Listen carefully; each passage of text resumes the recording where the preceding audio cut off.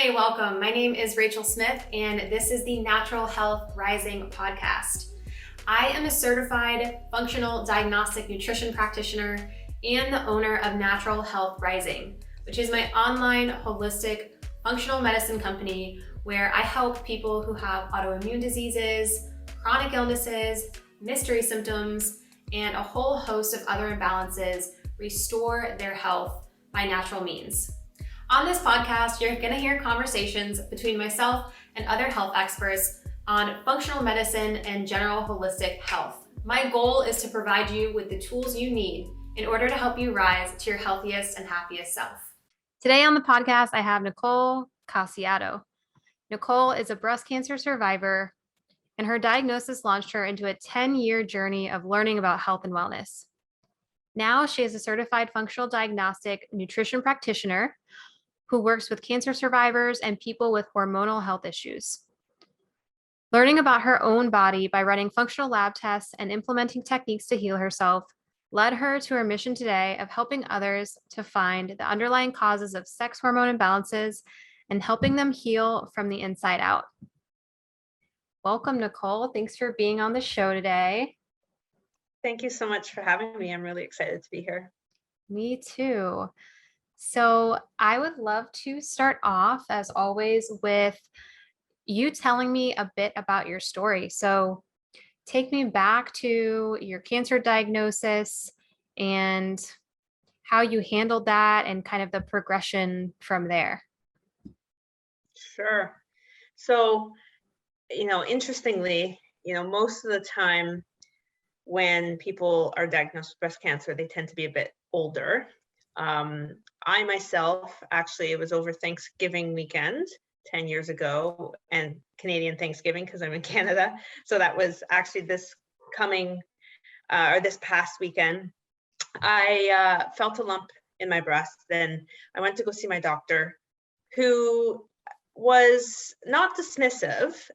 She did feel that, let's send you for tests. But I remember her saying to me that I've never had anyone under 30 get diagnosed with breast cancer, and I'm sure you won't be the first. But lo and behold, I ended up being diagnosed with breast cancer.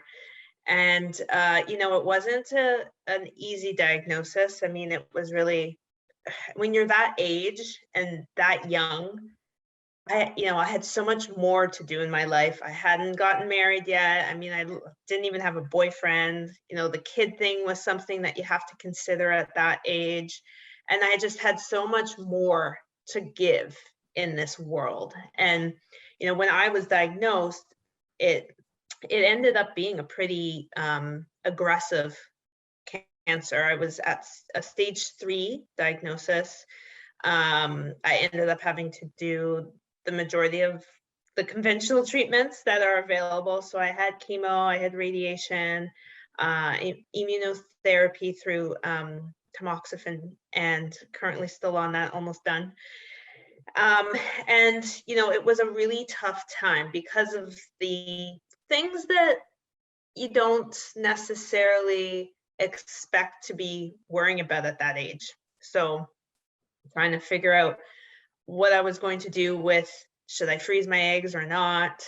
That sort of thing it was a lot. There's a lot. It was very overwhelming. But I knew at that moment in time that I was going to do everything in my power to beat this. And whether I knew it included the conventional treatments, but I also knew I needed to change my lifestyle, and I needed to look at some natural and alternative ways to healing. And that's kind of where it all began. And, throughout the journey, I did a ton of trial and error, and I did a lot of soul searching, and a lot of learning and researching, and I just figured it out. And it was a really interesting journey for me. And I think in the end, I was better for it. I handled it. It helped me take control of something that was pretty uncontrollable. Wow, what a powerful story. And I did not have breast cancer, so I don't want to compare stories at all, but I also got very sick at a young age. And I was diagnosed with my autoimmune disease when I was 21 and was falling apart. So I remember that too. Like, oh my gosh, how I feel like an old lady at the age of 21. What's going on? I have so many things to do in life. So I feel you on that. And what else were you doing at the time of this diagnosis? Like, what field were you working in? What did your life look like? How did you balance everything?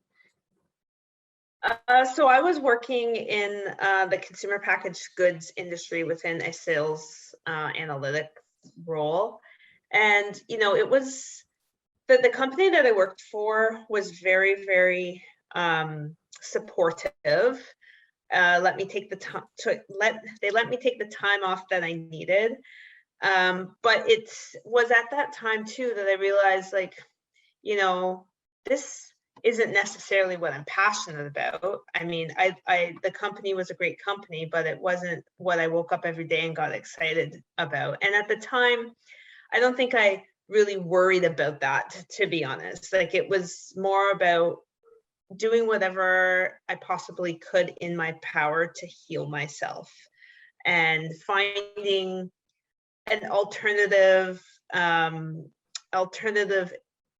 way of life and a new career was something that I kind of looked into later, after I really focused on getting myself better.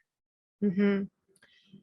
So, what did the actual healing piece look like for you with the natural and alternative ways? Because you said there was a lot of trial and error, a lot of research. So, what worked, what didn't work when it comes to whatever therapies you were trying, alternative stuff, or even diet? Yeah, it was, when I first was diagnosed, I just kind of did the conventional stuff and just hoped for the best. But then I started doing a lot of reading, and at the time, I ended up going 100% vegan. And although I believe that, some people that makes sense, I was vegan for about 6-7 years. And at the time, it was really a good way of life for me, but it ended up causing me some gut issues. And through my learning as an FDNP, I've realized how important the gut is to hormones. And my breast cancer was hormonal, very highly sensitive to estrogen as well as progesterone.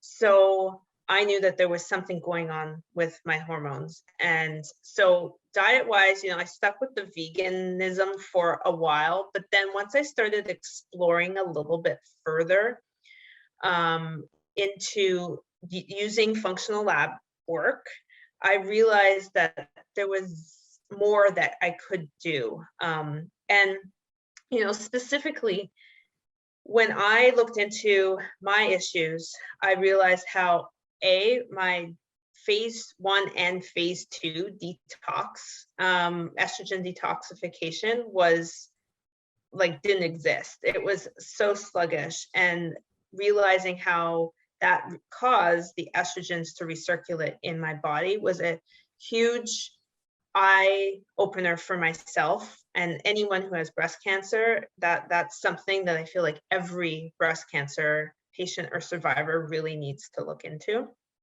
And then also uncovering issues with my gut and inflammation in my gut, which also led to hormonal imbalances, specifically food sensitivities that I didn't know I had.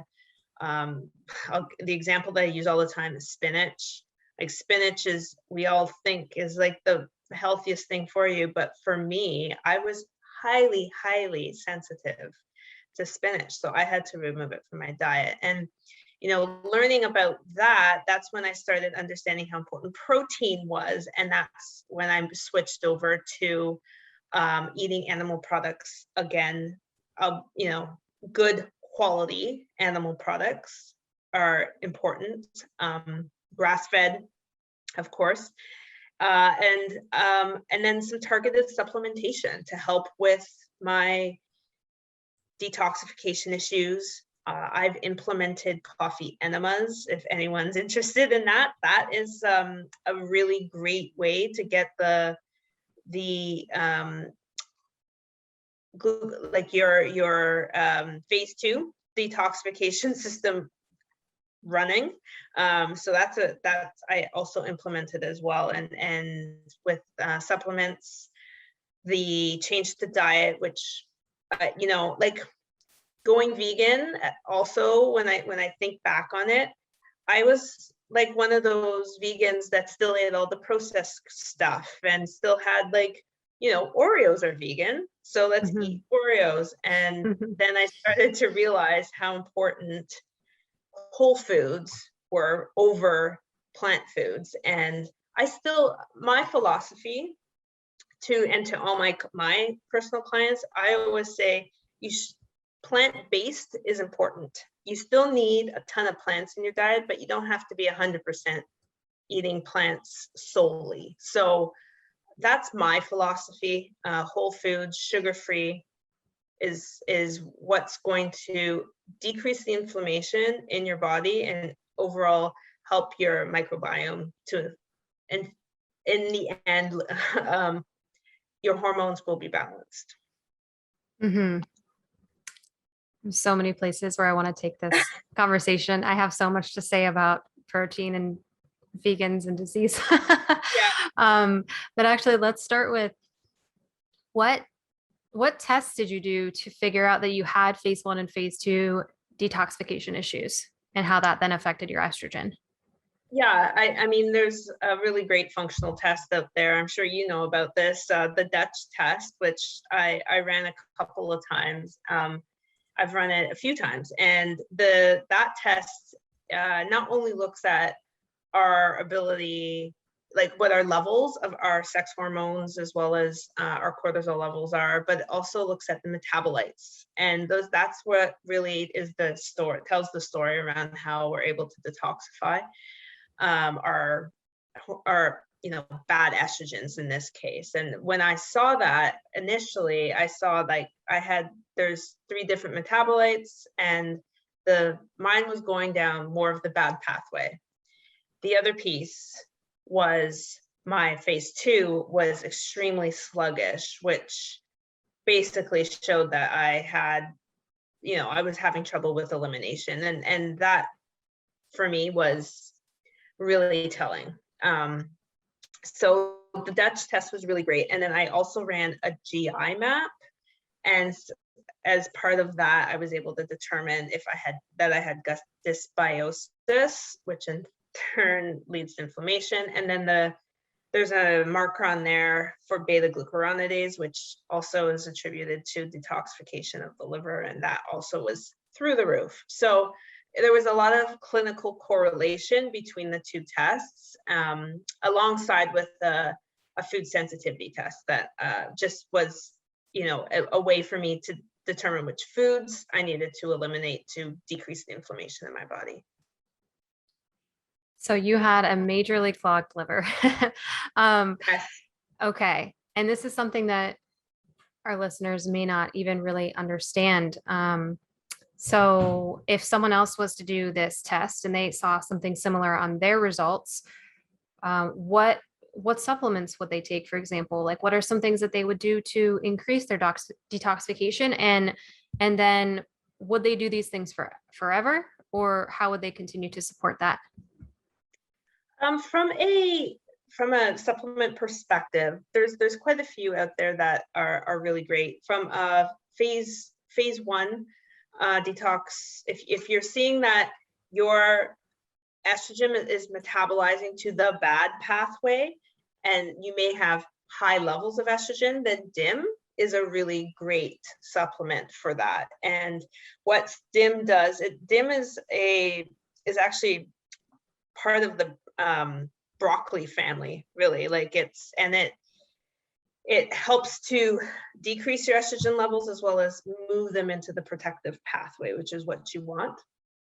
And then if you're looking at your second phase of detoxification, then the recommendation would be calcium D-glucarate is a really great one for that. I also like liposomal glutathione, which is an antioxidant that is part of our detoxification processes. So those are my favorites. I think one thing I had mentioned before is the coffee enemas, which is not a supplement.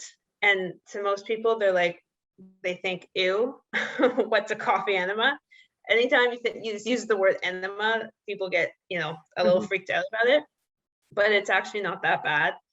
And it helps to get the system going and really unclog. Now, from a overall general perspective for liver support, then supplements like milk thistle is a really good option. I mean, if we think about it, there's actually quite a lot of supplements that are liver concoctions that have various herbs in them that will help with liver detoxification. So, my recommendation to anyone would be to take a look at some possible herbal supplements for your liver, but reach out to a functional practitioner, because they'll be able to guide you and tell you exactly what you should be taking. Exactly. Yeah. And disclaimer, this is not medical advice, guys. It can be, for example, like the coffee enemas. I love coffee enemas. They helped me on my journey as well. My clients do them, but caveat is like not all my clients do them. And we make sure that there's nothing else going on that could harm them before they do those coffee enemas, right? So you definitely need some sort of professional guidance there. And then, yes, exactly. Like if you suspect you have a hormonal imbalance or suspect you have a liver issue, it's best not to just go taking random supplements, which is what both Nicole and I are both functional practitioners. And so we always say test, don't guess, right? Like we test your liver, we test your hormones, we see what's going on before we tell you or recommend to take anything else. But those are some really great recommendations. And DIM, I do love DIM for estrogen maintenance. And then, like you said, if you're eating cruciferous vegetables, it's definitely not as powerful as DIM. But cruciferous vegetables like broccoli and cauliflower and bok choy, those things have that DIM in them in some capacity. So food is medicine. So you can kind of use it in that aspect without just taking a supplement if you don't know what you're doing. Yeah, broccoli sprouts are actually a good one for that. Yes. One of the most potent options of whole foods that include DIM in them. So totally. And they're so affordable and easy to actually grow at your house. Do you ever grow them? I haven't yet, but I have it on my list. Okay. To definitely do it. Yeah, I do it and I love it. I'm not like super consistent with it, but I'll have my spurts, throughout the year. I'm like, oh, I'm going to make a bunch of broccoli sprouts, and it takes less than a week to grow a couple jars on your counter. It's pretty fun. Awesome. Yeah. And so let's talk about too. So diet in cancer is what I want to hit on, because I feel like it's very confusing to people. They hear, and even there's scientific studies and things like this that say plant-based, plant-based, plant-based. However, you're saying, no, you need protein in your diet. And I agree. But from the cancer perspective, what does that look like? Like, what have you read any research about this controversy? Your experience, just what are your thoughts on that? Yeah, I mean, the whole vegan thing, like I said, I think everyone should be plants. There should be plants in your diet, and you should be eating a lot of them. But whether or not we are solely 100% only plants, I don't necessarily agree with at this moment in my life. And the reason why I say that is because I know how important amino acids are. And the breakdown of amino acids are needed for not only our moods, they're needed for all these functions in our body. And they also help with satiation as well. So when you're not, when I was vegan, I felt like I was starving all the time. And all I would do is eat like the sweet treats. And I'd make these like vegan ball things and eat the Beyond burgers and everything like that. And those are so heavily processed, those burgers, and the balls that I would make were they're very, very high in sugar, even though it was natural sugar. And so for me, it's about finding balance. There's so much out there. And, in some cases, when you look at the research, there's research to say, hey, go 100% vegan. But the problem with veganism is, like I said, you're getting your protein from beans and things like that, which are very high in oxalates. And oxalates are anti-nutrients, which then affect your gut microbiome, which then affects your hormones. So it's all linked together. And that's what I learned was, okay, I was eating a ton of lentils and a ton of beans, and those things are good for you in small quantities. If you eat them all the time, you're going to be affected by these oxalates and these anti-nutrients. Hence, for me, it was a big deal. Like oxalates are also in spinach. And for me, I knew from my testing how reactive I was to spinach. So there's that piece. But then there's also the other extreme where they're telling cancer patients to go on the keto diet. And the keto diet is the way to go. And that is another extreme. But the problem with the keto diet is your body needs glucose, and you're restricting your body of glucose. And really, in the grand scheme of things, it's about balance and not overeating. But when you're eating, making sure you're eating whole foods, unprocessed foods, and avoiding sugar, avoiding wheat. Wheat we know is extremely inflammatory, and for the majority of the population, it's extremely inflammatory. In some cases, dairy, there's a mixed bag. I mean, for me, I still eat goat dairy. I stay away from cow dairy, and that's based on my food sensitivity test. So stuff like that, I think it's important to look at your diet as something that is a balanced approach and something that you can stick to. That's not going to be a fad, I guess you can say. And that's how I approach it with my clients. I mean, I'd say 90% of my clients are not eating enough protein, and they're sluggish, and they're having mood disorders, and there's so many things that are impacting, or the lack of protein impacts. So that's one of the first things I do is say, hey, you need to increase your protein intake. And there's great options out there.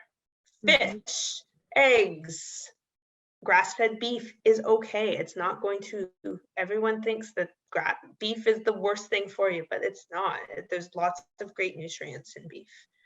So that's kind of my philosophy around diet and the cancer piece. And, I try and educate other cancer survivors that I speak to around this. But the problem is when you're first diagnosed with cancer, you just want to find something that to help. And what you read the research, and there's so much of it, you get overwhelmed.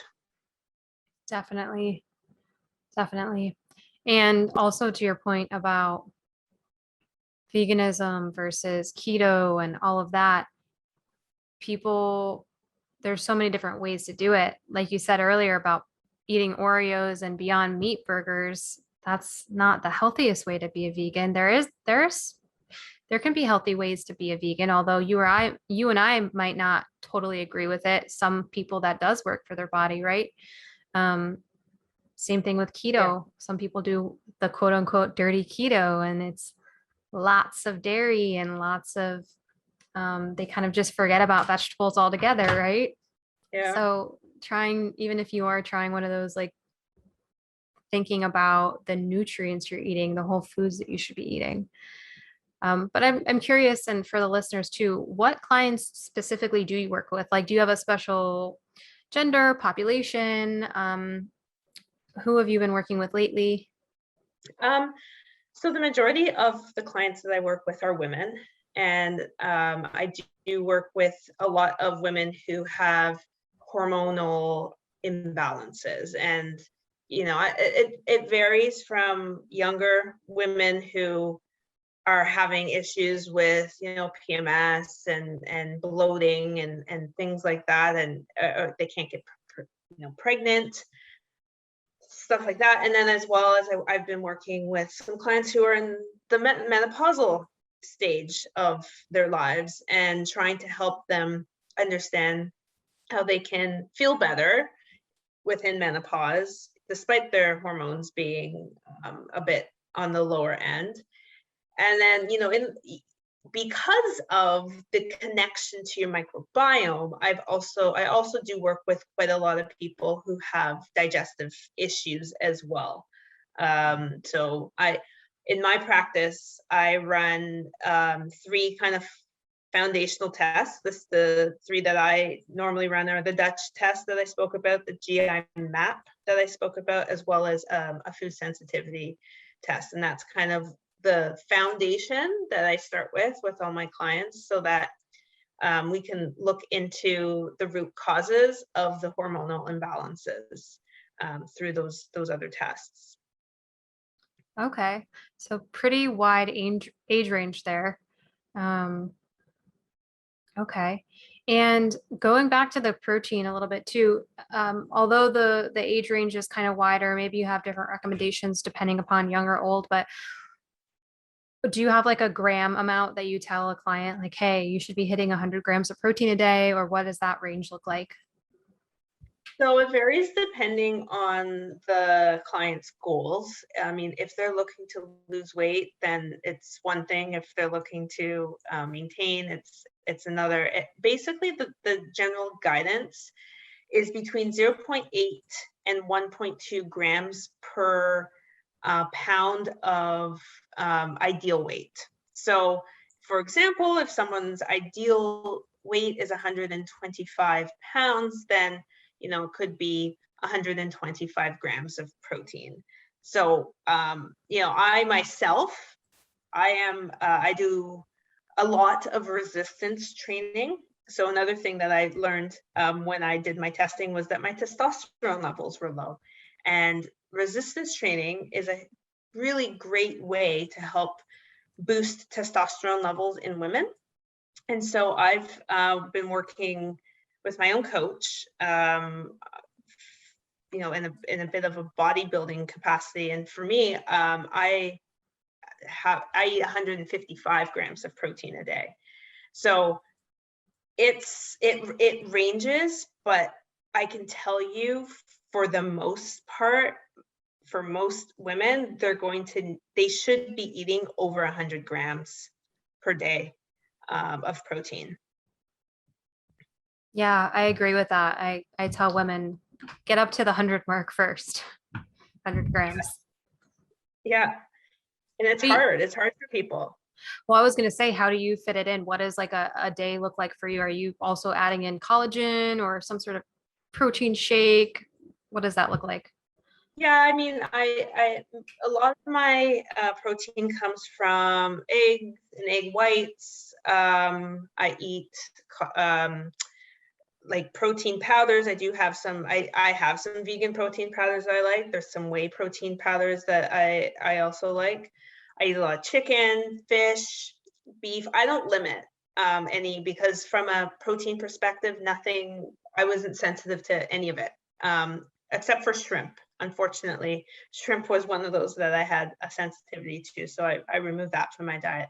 But for the most part, I mean, every meal that I eat, I look to include 20 to 30 grams of protein. It helps me feel satiated. I feel energetic. And I feel like I'm nourishing my body. And I think that's something that we forget about as humans, is that we need to be nourishing our bodies. Food is not meant to just be something we eat. We're supposed to be, there's a function of our food. So the nourishment piece is important. And when I eat that protein, I feel nourished after I eat it. So there's various ways, I think, but I think it's just ensuring that you have that 20 to 30 grams per meal is key. Yeah, definitely. And for someone for someone with weight training, let's say that they are not weight training at all. They're just like doing lots of cardio or walking, or they don't even exercise. Where's a good place for them to start? Maybe what are some foundational lifts, or, where would they get started with that? I mean, I think to start is like there's a bunch of like beginner programs you can find on YouTube. I mean, really, there's 5 key movements when it comes to like the bodybuilding world, and it's the squat, the bench press, the deadlift, the hip thrust, and the shoulder press. And I mean, those are the 5 key compound moves. Now, those aren't necessarily for beginners. I think for beginners, starting off just using light weights, like 5 pounds, and doing a basic bicep curl, tricep curl. You could do squats just without weights, just with your hands behind your head. My recommendation is really I would recommend getting a coach if you're really interested in getting into resistance training. And I work with a coach myself, and she's amazing. And that's not something I personally do. I'm not a fitness coach. I'm a health coach. But if you're really interested in getting into the bodybuilding or powerlifting or something like that, I think getting a coach is really valuable, because they'll guide you, and they'll also help you determine your protein requirements as well. That's a good point. Yeah. I came from a background of bodybuilding and competitive weightlifting too. So it's like I already knew how to do it. But for someone just beginning, yeah, find someone who's an expert in that field, because it does take a team of us in the holistic health realm to really get you to where you need to be. So I think it's always good to kind of outsource some other people to at least get you started, right? At least join a gym and see if there's a trainer there who can show you a couple things. Like you said, there's online platforms. I know of bodybuilding.com. They always have lots of exercises. And then what was the other website that you said that had good exercises on? Oh, just on YouTube, you can get YouTube. Yeah. like beginner resistance training programs. Like I have a program that it's very beginner, that if someone has never done anything, that I share with them. But once they start to get to a point where they want more, then that's where I would refer them out to someone who's more of a fitness and bodybuilding coach. Definitely. And then I know another thing that's really big for you is mindset with your clients. So talk a little bit about that. Yeah. So, what I find is our people in this world are just extremely stressed out. Everyone is stressed out.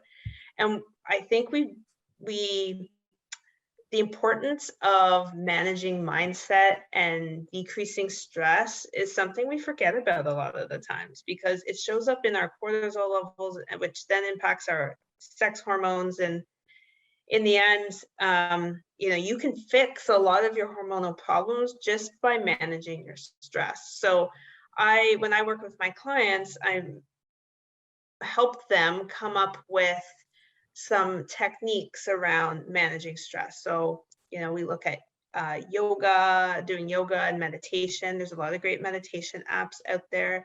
gratitude journaling is a very good way of managing stress. And then, just really digging into what is causing that stress. So, I get them to, there's a worksheet where, the client will list all of their priorities in life. What's your priority? Is your priority health? Is your priority your family? Is it work? Like, what are those priorities? What's the ranking of those priorities? And then actually taking a look at your day and determining what percentage of your time is actually spent on those different priorities, and do they match? And that's an opportunity to really reflect on whether or not there is a misalignment in what you're actually doing and what you prioritize. And it's a way to come up with an action plan. And I get them to come up with an action plan to change that. And that helps with stress levels, because people get stressed out when they're doing things that they don't want to be doing most of the time. Mm-hmm. So if you're doing something you love to do, it's not stressful. So that's one of the big things I do with my clients, but it's really just finding what works for them, and each client is an individual. So we work together to figure out what works best.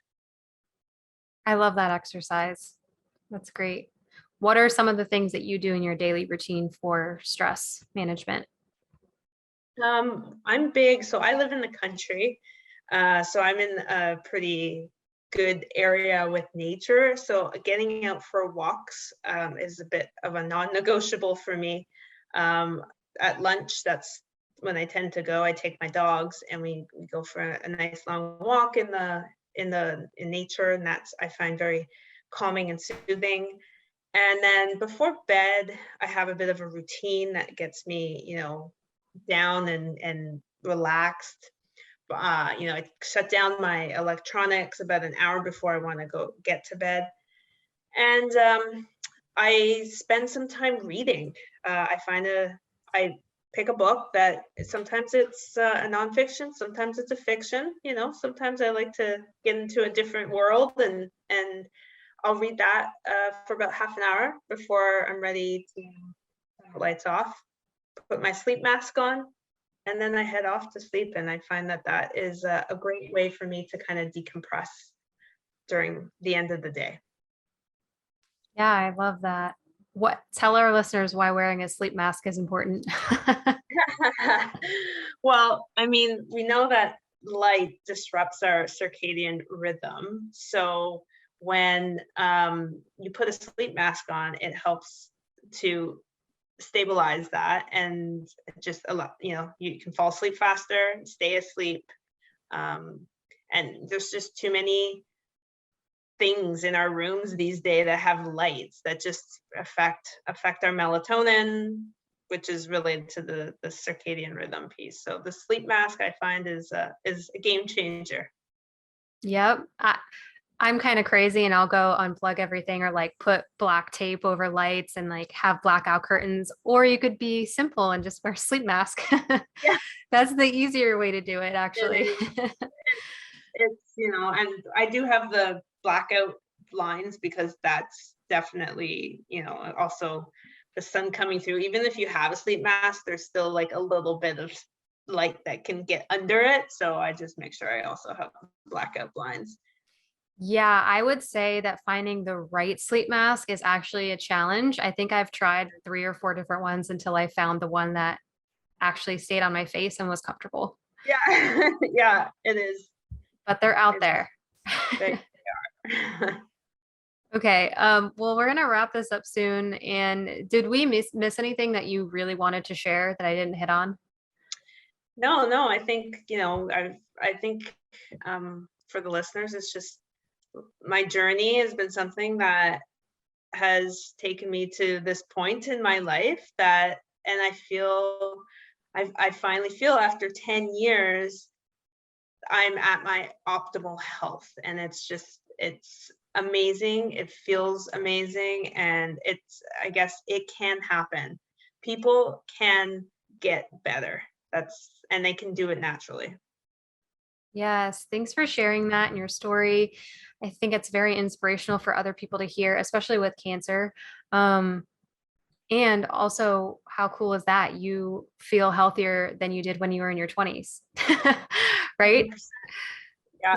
Yeah, yeah. Same thing with me. I feel like as I age, I just keep getting healthier and healthier. Yeah. It's Yeah. amazing. I'm almost 40. I'll be 40 next year. And I think I would say like I'm in the best shape of my life. And I feel the healthiest I've ever been. That's so great.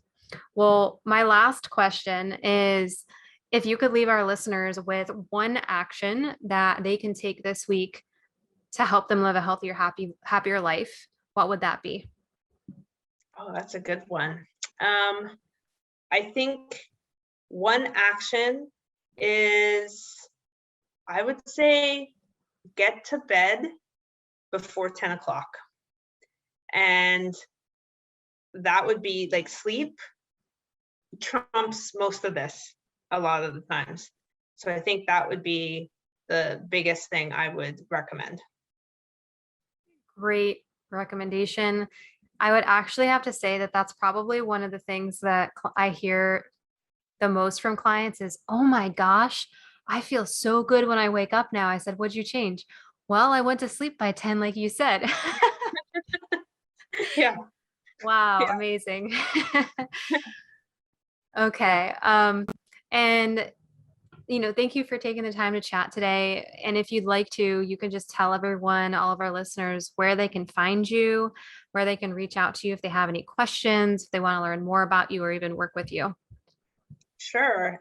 So my practice is called NC Wellness, Functional Health Coaching. You can Google me or go to my website at www.ncwellnessfunctionalhealth.com. And I'm on Instagram. You can find me at NC_wellness. Those are the best places to find me. Great.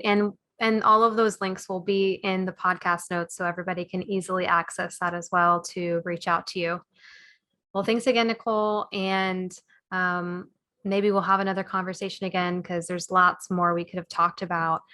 But yeah, thank you so much. Thank you, Rachel. This was awesome. I really appreciate you inviting me on your podcast. Yeah, this was fun. Okay, everybody. Thanks for listening. And you all stay healthy and happy. Hey, thanks for watching the episode. I really hope you enjoyed it. And if you did, make sure that you like the video and leave a comment and share it with a friend who really needs to hear it. Because when you share this information, you're also going to help other people level up their health. And if you or somebody else you know wants to work on their health and they're looking for a functional medicine practitioner, feel free to reach out to me to apply to work together. Thanks for watching, and keep striving to become your healthiest, happiest self.